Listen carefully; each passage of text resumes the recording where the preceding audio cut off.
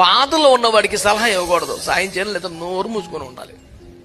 భాష కంచుకుంటే భరించండి ఈ పూటకి. అది బాధ అట్టుంటది, మరి నీకు అనుభూతి తెలుస్తుంది. అది మంచి కష్టంలో అల్లాడిపోతా ఉంటావు అంటే ఏంటి ప్రాబ్లం, మందికి జాగ్రత్తగా ఉండాలి, కొంచెం కుదురుగా ఉండు. ఇలా చెప్తాడు, ఎట్లా ఉంటుంది తెలుసా, కొంచెం తగ్గనే ఈ జబ్బు చెప్తాను, ఈ సంగతి రక్తమే చెయ్యం. నాకు పెద్ద ఆరోగ్యం దీర్ఘాశ లేకపోయినా నీకు బుద్ధి చెప్పే పాటి బలం వచ్చిన చాలు అనిపిస్తాడికి.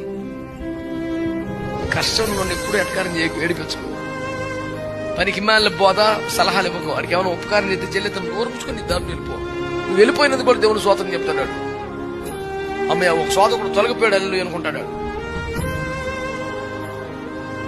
లేదా నువ్వు పానకం పోసేంత కెపాసిటీ లేదా నీళ్లు పోయి చాలు, సలహా ఇవ్వకు. ఇలాంటప్పుడు నీళ్ళు తాగాలి అని చెప్పకూడదు, నీళ్ళు ఇవ్వాలి. ఒక్కళ్ళు కూడా ఆమె అనుకుంటే నాకు ఆశ్చర్యంగా ఉంది. ఇట్లాంటివి నచ్చవు నాన్న.